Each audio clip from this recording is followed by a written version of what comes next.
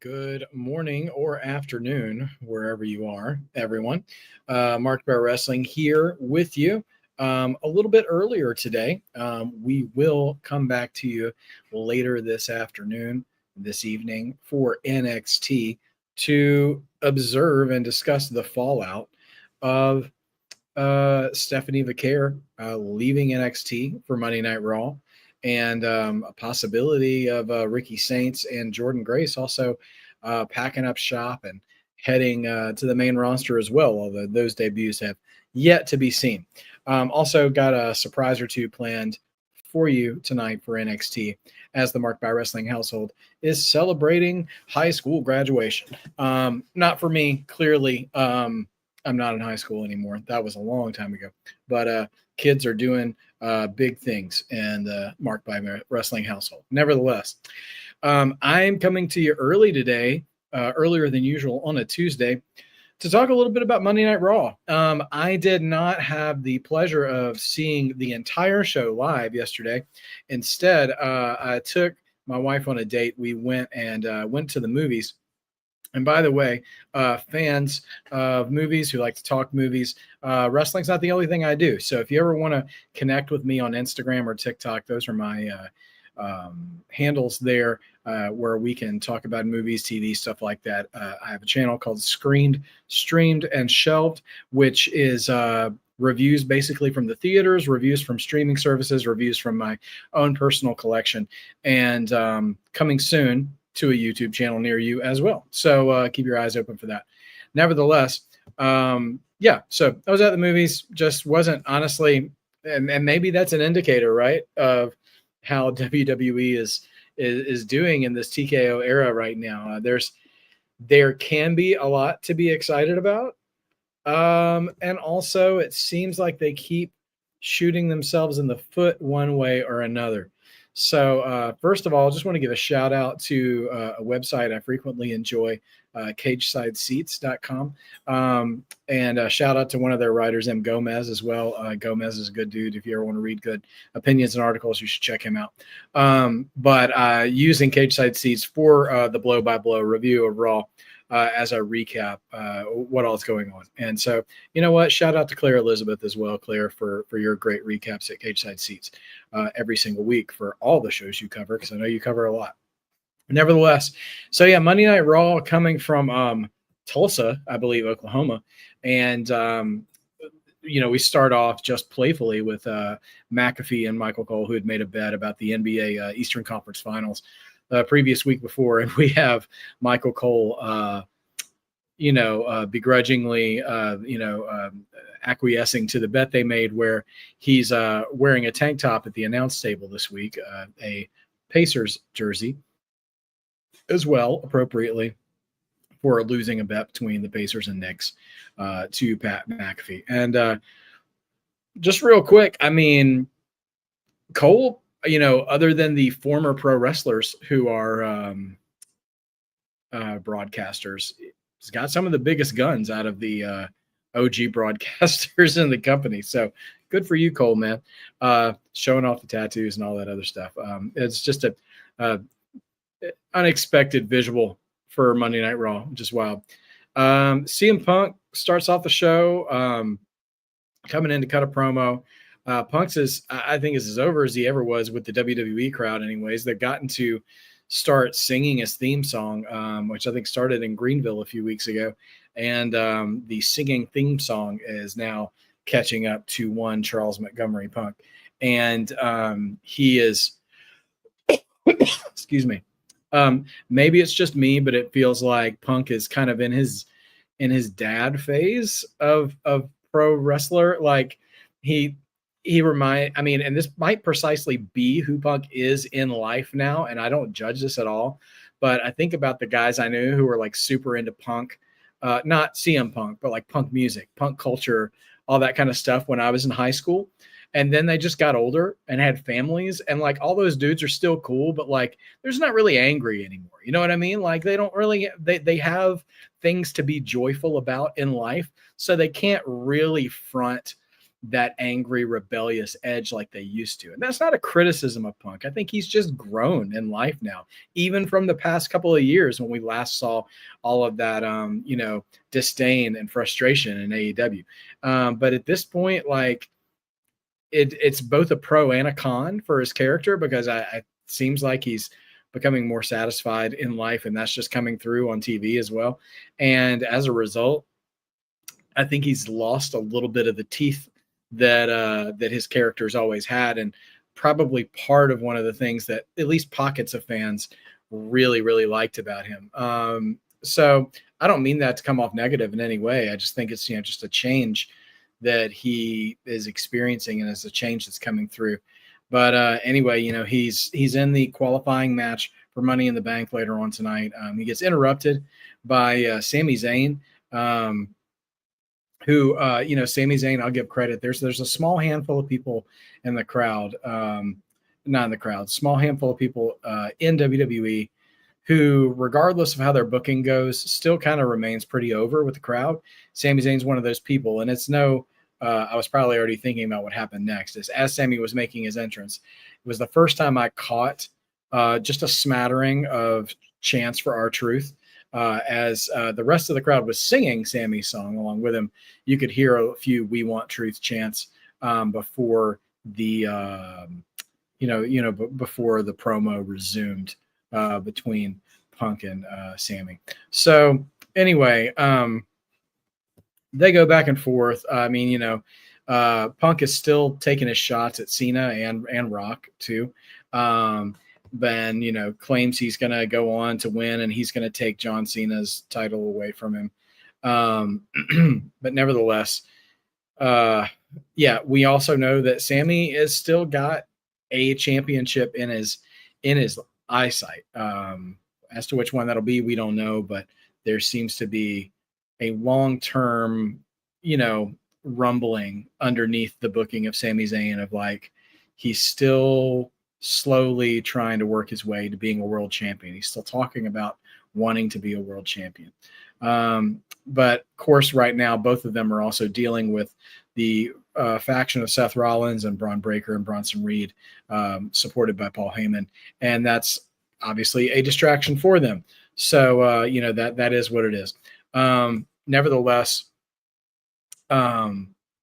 they have I wouldn't call it a tense, but like a civilly intense conversation about, maybe they'll cross paths one day. And if so, they're going to babyface that thing up, and they shake hands and stuff. So anyways, they cut to Judgment Day backstage, and, we are out without Carlito now as well.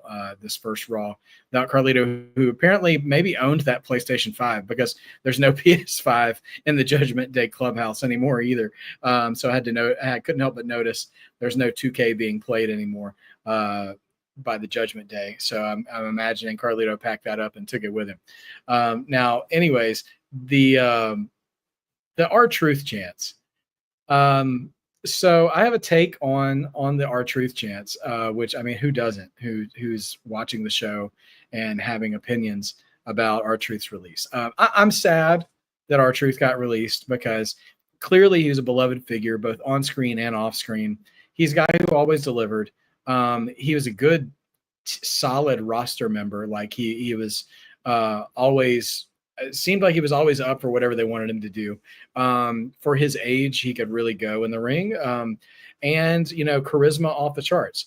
Now, as it comes to no one really knows who's reporting these things, why it is he of all people was cut. However, from what we can see of WWE's booking the past couple of years since Triple H took over, I do have a feeling that if Triple H knew it was coming, he might have made a couple of other decisions in the booking of R-Truth. Just a hunch there, and I'm not the only person who's voiced that opinion. But I will say this: I see a lot of outrage and a lot of people wanting to take WWE to task for cutting R-Truth. And I'll say this: I think there's a lot of reasons to take WWE to task. Right now, I think taking TKO to task for their ever increasing ticket prices is their biggest mistake. And I think that's going to burn them in the long run, because right now they're just attracting wealthier fans, and wealthier fans are going to get bored. I live in the LA area. Wealthier fans will get bored and find something else to do. I don't think there's a huge pool of both hardcore wrestling fans who are also independently wealthy. I don't think those Venn diagrams. I don't think those circles overlap very hard. Um, and I think the pricing out of average household fans will hurt them in the long run for developing their brand. And I will say this: I don't want. I'm not one of those people who's like we should go back to when Vince was running things, but I do think that's one thing Vince did right was from a business standpoint was trying to make the product accessible to more kinds of households. And I don't think TKO particularly cares about that. At least they're not demonstrating that they are. So all that. So what does that have to do with our truth? The thing is that we're not in the Yes Movement era anymore. We're not in the 10-year stretch of CM Punk being chanted in almost every segment.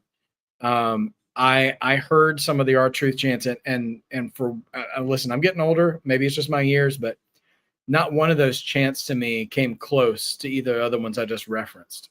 I still think it was. I think it both existed and will be interpreted as a vocal minority. And I do think if ticket prices were cheaper and your more average household and families could be there, those chants might have been louder. But because of the audience they've built, I don't think they have the stamina to care that R-Truth isn't there anymore. And that doesn't mean that I'm like stumping for TKO or stumping for Triple H or being, a business guy or not liking R-Truth. I like R-Truth a lot and I wish he was still around, but I don't think the fan backlash, if you can even call it that, I don't even think it's enough of a backlash unless you're just on Twitter, will sustain long enough for them to do anything about it. And honestly, I'm still not completely sold on the notion that they didn't already have a plan to bring him back in as a legend at some point anyways. I don't think that's why they made the cut, but if he does come back one day, like I think some pocket of fans are going to be like, see, it's because we chanted. And I don't think that's going to be the case at all. I think he left in terms of his I'm conjecturing here, but I think that when he left, he was probably on really good terms with the company in the first place.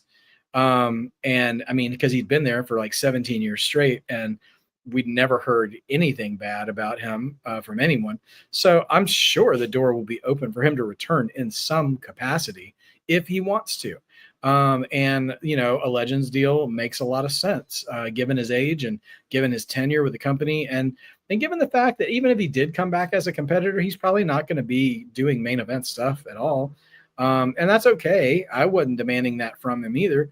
But yeah, I mean, I think it sucks the way they let Truth go.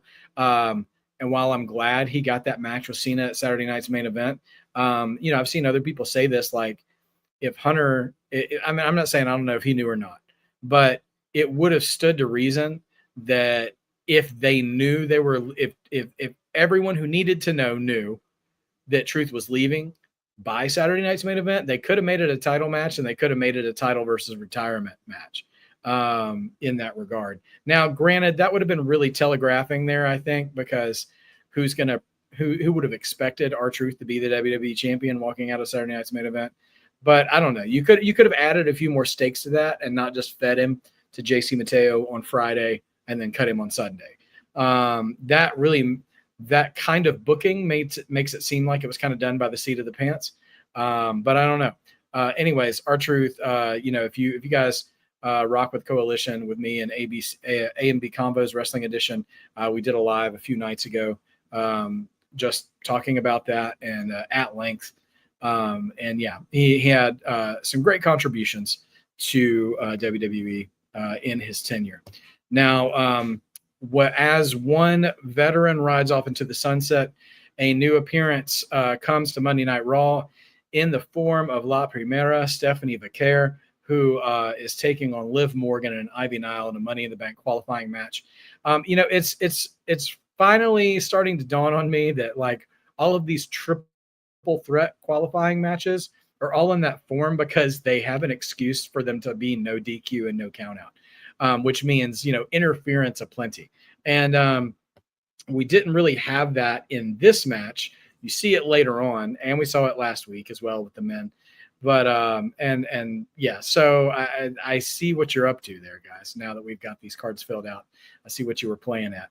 But I will say, to my surprise, Stephanie Vaquer wins the qualifying match. It wasn't surprising in the fact that she won her debut match, but it's just such an interesting thing to me that they have booked her to do double duty on Saturday. That she will now, granted, at least she'll be in a tag match with Lola Vice, so she'll be doing that and wrestling in the ladder match. Which so I color me surprised. I did not expect that. I thought with her just debuting, they wouldn't try to, I wouldn't say overexpose her, but risk that much injury in wrestling twice in a day. And I know, we had back in the day, we had King of the Ring where guys would wrestle 3 times in a night. WrestleMania 4, some people wrestle. Randy Savage wrestled 4 times in a night, but it is what it is. See you coming. Some of y'all coming in. Lauren Biggs, is good to see you. What up to the GOAT, Mark by Wrestling? On your lunch break, Truth should interfere in Money in the Bank and take the briefcase hostage. Actually, you know what, Lauren? Let me put you on screen real quick. I don't know about that for Truth, but you know what? Holding the briefcase hostage is really not a bad idea. That's not really something we've seen happen as a long-term story. So I would be into that. Truth, I do think if you did it with Truth, he'd either need to have a personality change and not be so goofy about it, but still, the idea of anybody holding the briefcase hostage, I think, is a great idea. Dylan Danger, good to see you, man. I'm doing great. Just enjoying my afternoon. Wanted to give my thoughts on Raw because I didn't really get to hang out in the chat very long last night with A&B combos, and also getting prepped for NXT tonight as well. Rajwani, thanks so much for joining. I'm glad you're a part of the chat right now. How are you doing today? Lauren, what are you having for lunch? I hope it's something delicious. Yes, Ron Killings from TNA. If R-Truth is going to continue to wrestle, if he's not actually going to retire, I absolutely believe we should see Ron Killings reemerge. So Raw overall pretty good show. Stephanie Vaquer wins that match, and we see an exchange backstage between AJ Styles and Paul Heyman. Still some tension there as well. I gotta say, talking about AJ makes me think about the triple threat, and we'll talk about the actual chicken salad. Okay, awesome. Rajwani, yeah, I'm very excited about Money in the Bank. I think there's a plethora of possibilities. I wish there was a match, 1 or 2 more matches on the card. Maybe on SmackDown they'll announce at least an extra one. We'll see. But them putting Worlds Collide and Money in the Bank in the same afternoon could be a lot of fun. It's gonna be a good day for wrestling, I think. I was really disappointed that Karrion Kross did not even get into a qualifying match for Money in the Bank. He had I was equally disappointed that Carmelo Hayes is not in this match either. But I don't know, I don't know what's going on up top with either of those guys, Not sure what they're doing there. But when I see AJ, it made me think of Karrion Kross, who's still kind of haunting things. Excuse me. Yeah, we'll have to see what's to come of some of these guys who have a lot of momentum behind them with the crowd, but maybe not so much with the top execs as it is. Rajwani, my favorite WWE wrestler of all time is Ricky the Dragon Steamboat, by far. Seeing him wrestle Randy Savage when I was a little kid at WrestleMania 3, made me a huge fan of wrestling. But yeah, I love a lot of the old school guys. But currently, there's a lot of people I really enjoy. I like Bronson Reed and Braun Breaker. I like LA Knight. I like Jacob Fatu. I mean, who doesn't? Just talking about AJ Styles, I still love AJ Styles, and I know, and honestly, I am really enjoying El Grande Americano. I know a lot of people don't care for it, but for what it's worth, I actually really enjoy him. Undertaker and Roman Reigns. Hey, two solid picks. Two solid picks. Two one legend, one future legend for sure. Speaking of some old school guys, Sheamus and Rusev are on a collision course, and whenever we get that match, I really hope they just let those guys go at it, because while Sheamus is I don't know if I would be so confident to say he's heading into the twilight of his career, but he is seemed to be in the second half at this point, where he just shows up, throws down on guys, title or no title. He just goes in, gives it his all, and gives the crowd a great time. And I got to respect that, to be honest. I think Sheamus is doing great stuff. I do really want to see him get that Intercontinental title. Just he's so close to that Grand Slam. But Dominic Mysterio, it's going to be hard seeing him not have that title anytime soon with all the Judgment Day support he's got. Although tension in the Judgment Day, just another day of the week. There's tension in the Judgment Day. So we're going to have Rusev and Sheamus at some point. Speaking of Judgment Day, boy, let me tell you something. You could not get more night and day comparing the tag team scene on Raw and the tag team scene on SmackDown. And I'm not trying to criticize the athleticism of any of the teams on Raw. You've got the Creed brothers, you've got the New Day, who are ageless. The War Raiders and the War Raiders and Judgment Day took on each other tonight, which there were a few more R-Truth chants in that match, I heard as well. Again, sounded like a vocal minority, not something super impressive like what we heard from CM Punk and Daniel Bryan in decades past. However, for all the talent that the Raw Tag Division has, there doesn't seem to be a spark there. And for my money, the SmackDown Tag Division is on fire, and they just added Fraxium too, and the Wyatts have come back, and so it's very tag heavy on SmackDown. And NXT, what I say was on fire. I think Fraxium was a big part of that, but they're still doing pretty solid, even with less popular talent. And I don't know what it is. I don't know what it is that creates something of a viewer disconnect with the Raw Tag Team division. I think it's honestly, maybe it's just me, but I think it might be overexposure. I think about guys like Finn Balor and guys like the New Day, and they have been around for so long. We're so accustomed to seeing them that I don't know. Like, I feel like they need some kind of a fresh coat of paint. I mean, they gave the New Day that heel turn, and it looked like something was going to happen there, but then they just kind of took them off TV.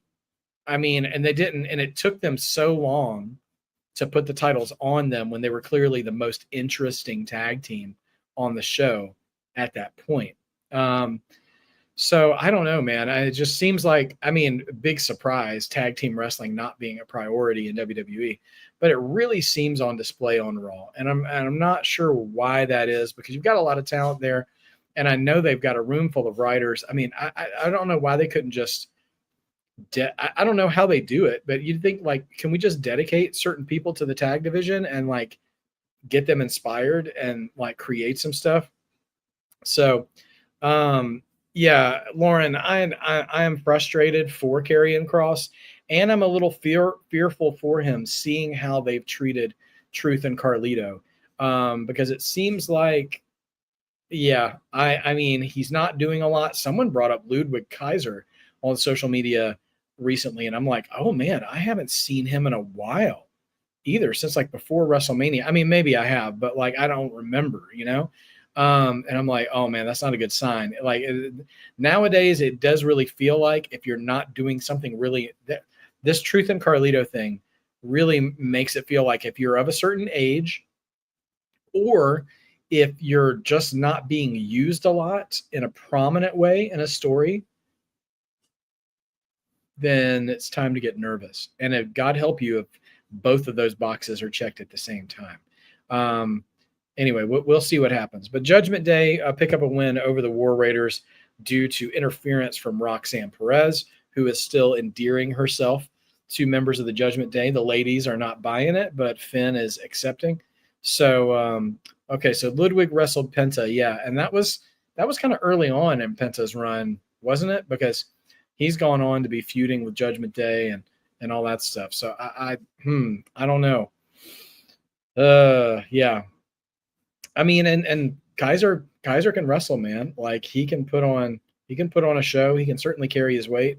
I don't know what's going on there.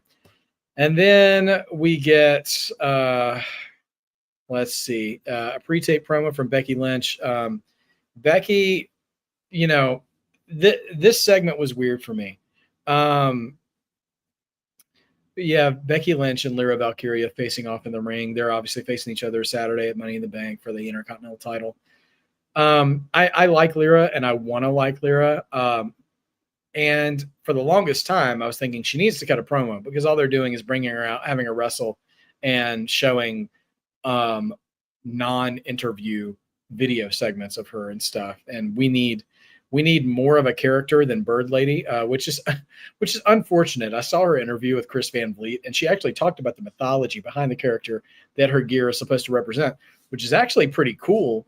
But like WWE has done nothing to communicate that, so she does just look like Bird Lady when she comes out, which is really unfortunate.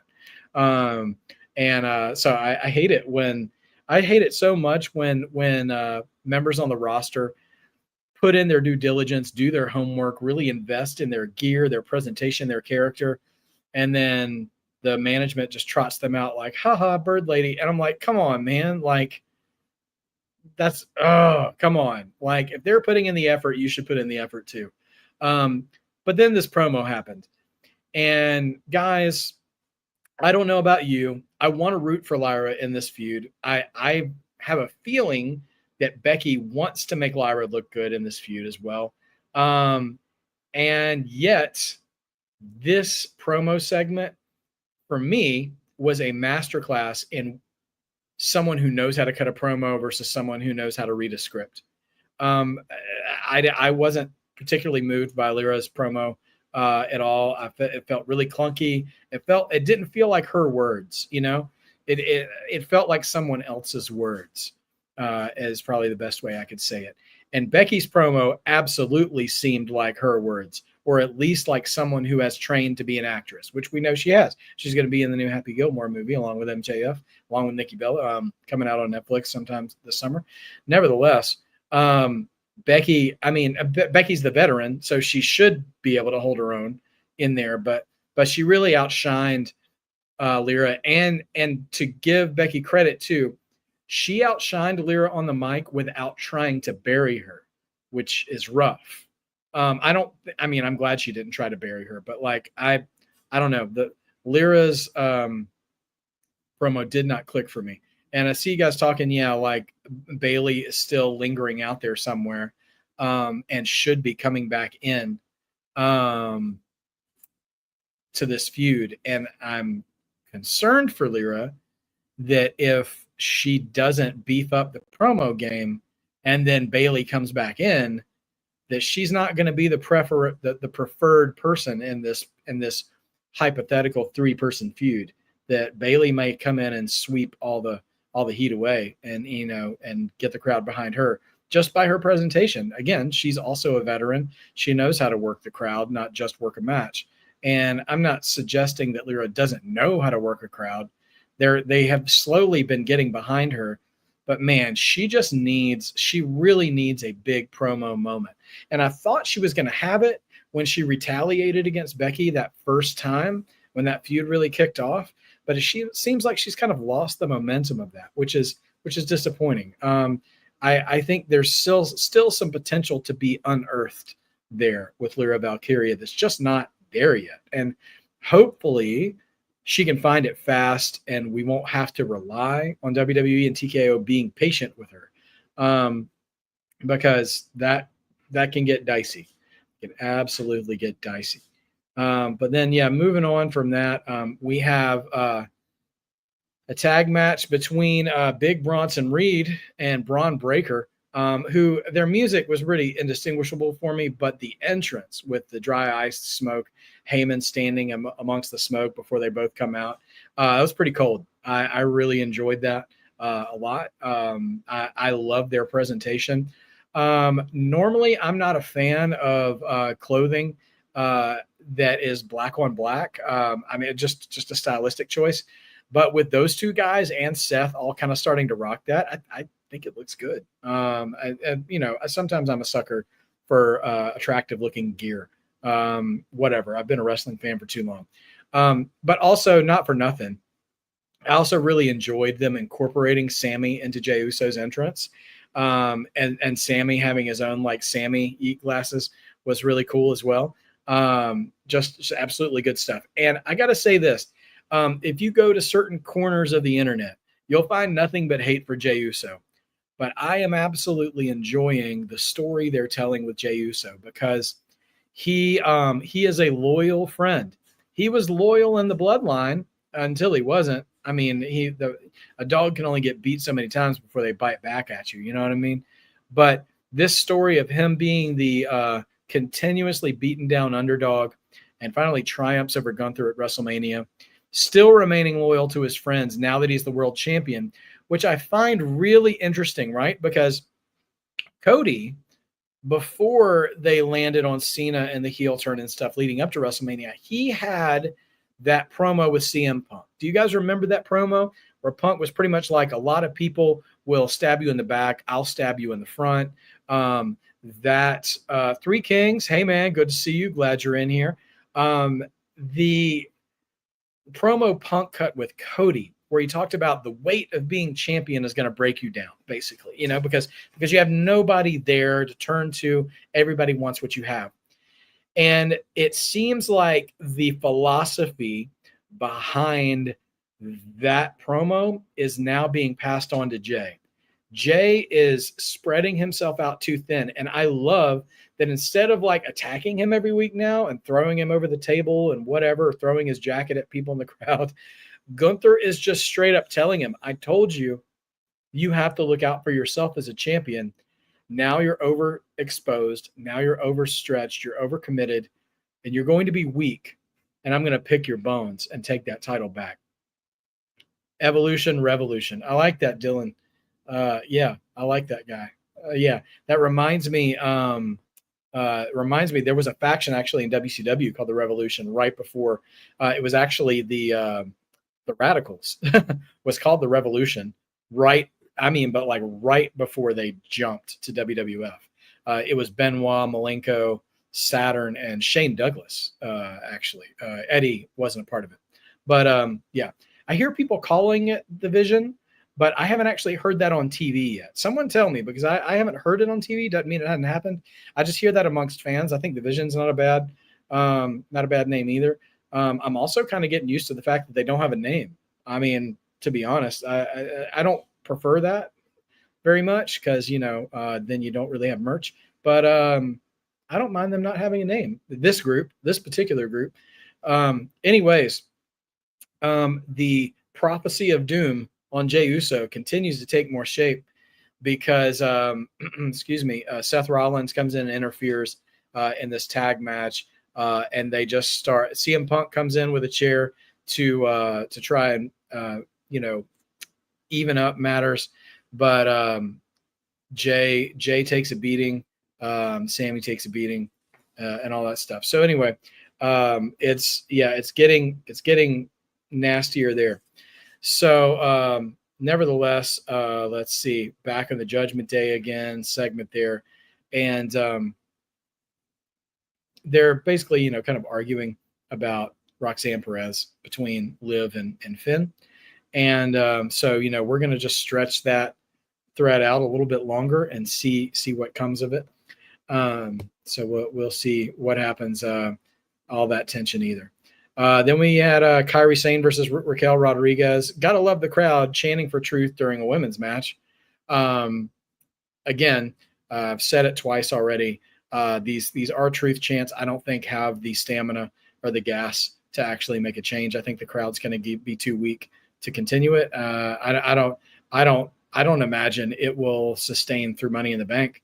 I think the crowd will be too into what they're seeing in front of them. Which, listen, 2 ladder matches. I mean, especially that women's match is stacked.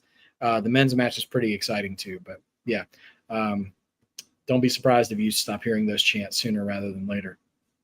Nevertheless, Kairi Sane wins that match. Good to see her win after having to drop that return match because of the really unfortunate injury to Zoe Stark. We also get a backstage segment between Sami Zayn and Karrion Kross. Sami being tended to by a doctor, Karrion Kross showing up and basically arguing over whether or not Sami's a good guy or a bad guy, and like Karrion Kross really trying to be the devil on his shoulder, saying, you could have been a world champion this many times if you would just stop lying to yourself and just say, you're a bad guy. And anyway, I'm very curious. I'm curious where Karrion Kross is headed because, he's been pulling his puppet strings. He's selling a lot of merch right now. I just hope that they get him involved. And honestly, I really hope somewhere down the line, Sami does get lined up for a world title shot again, and that Karrion Kross is still here to revisit these conversations when a title could be involved, because they're planting so many good seeds right now. I just hope they have the patience to let them grow. But we'll see what happens. Now, so I had mentioned this earlier, but Gunther appears to Jey Uso, basically just says, you're a selfless guy in a selfish business. And next Monday, it's Gunther and Jey for the title. And he's like, I already know that you'll help your friends. You're already going to be helping Cody Rhodes.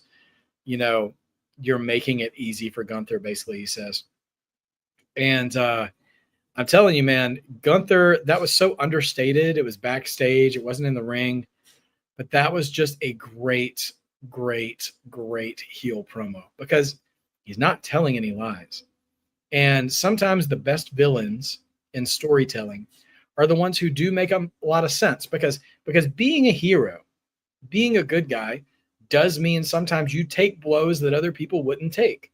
You do sacrifice yourself for the sake of others. You don't always choose yourself, even if obviously that's going to be in your best self-interest. And so Jey is fighting like a hero. He's fighting like a main character. He's fighting selfless. He throws himself out there for his friends. And Gunther sees that. And he's calling that to accountability. And he says, there's a consequence for living that way when you're a champion. And Gunther's basically saying, I am the consequence. And so I think Monday is going to be real, real interesting with how things go from there. After we get that tag match between Cody and Jey and Sami and Logan and all these beatings Jey has taken leading up to it. So we'll see where it goes. There's 2 outcomes here. One is that Gunther wins the title back because he's just right. Jey has emptied himself for everyone else, and he just doesn't have anything left in the tank for Gunther. Or Jey wins. And if Jey wins, I got to wonder how Jey wins. You know what I mean? Because I don't want to see him make Gunther tap again. Because I do think they should let this exhaustion come into play for this title match for Jey and Gunther next week. And you could still have Jey win that match, and it would send Gunther over the edge, I'm sure, because in Gunther's mind, he's just going to be like coming up to the buffet table being like, I got that title. This is easy pickings. So if he manages to fail, then that's going to be really wild. So I'm curious to see how that match shakes out with the way they've been booking Jey lately. Just being, reckless, pretty much being a reckless friend. Not a reckless friend, but reckless and in being a friend when maybe he should be conserving his energy at times and not picking fights with multiple people that he doesn't need to be taking. Also, by next Monday, we will know who the Money in the Bank briefcase holder is.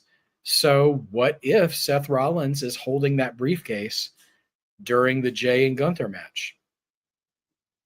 That could add a whole new wrinkle to things because Jay's been picking a fight with those guys. So, yeah, I don't know. We'll see what happens. Lauren, you want to know who do I think is going to turn first, Jay or Sammy? If I wasn't paying attention to any business stuff, Lauren, I would say it would make more sense.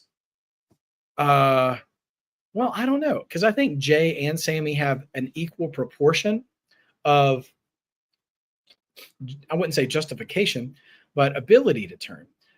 Because if Jay lost the title, right, he could be like, I was there for all of you and you were not there for me. That would be a fantastic, justifiable heel turn. If none of those guys came out to help him in that match, if he got outnumbered, but Sammy also could be like, I should have been a world champion by now. And if he gives in, I think it might be too easy for him to give in to the Karrion Kross devil on his shoulder stuff, but he could sell his soul for the world title. I do think it would have been really compelling to put Sami Zayn in the ladder match and give Sammy the briefcase while Jay is the champion. I think that could have been some real good TV, but we're not getting that. And that, it's okay. It's no big deal. So it is what it is. And then we had the main event.